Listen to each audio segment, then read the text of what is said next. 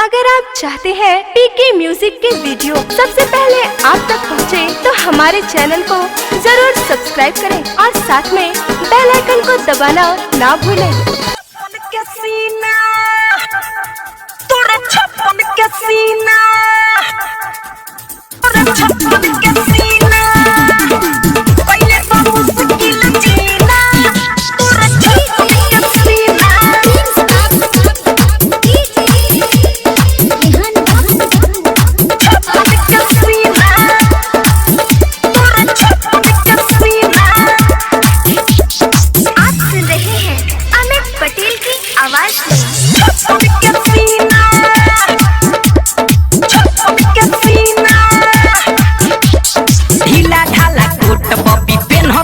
छोट दाते अंगूरी दबा के काहे काटता रोट, चोली से चुअता पसीना, पहले बा मुश्किल जीना, तोरे छप्पन के सीना, पहले बा मुश्किल जीना, तोरे छप्पन के सीना, छप्पन के सीना,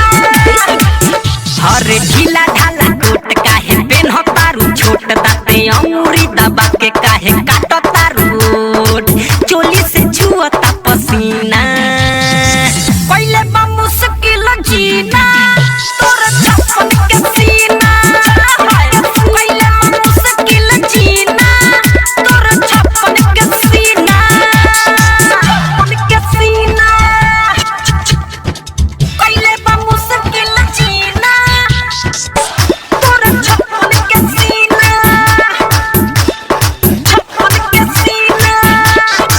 पहले बा मुश्किल जीना, तोरे छप्पन के सीना,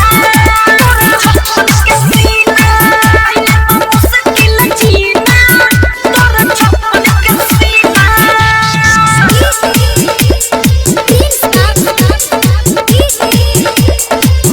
तोरे छप्पन के सीना। आप सुन रहे हैं अमित पटेल की आवाज में। हाँ हमके तू बाड़ू पसंद, छुए द गोरे बदन, ऐसे न माना कर, तनी सा राख दो न मन, ए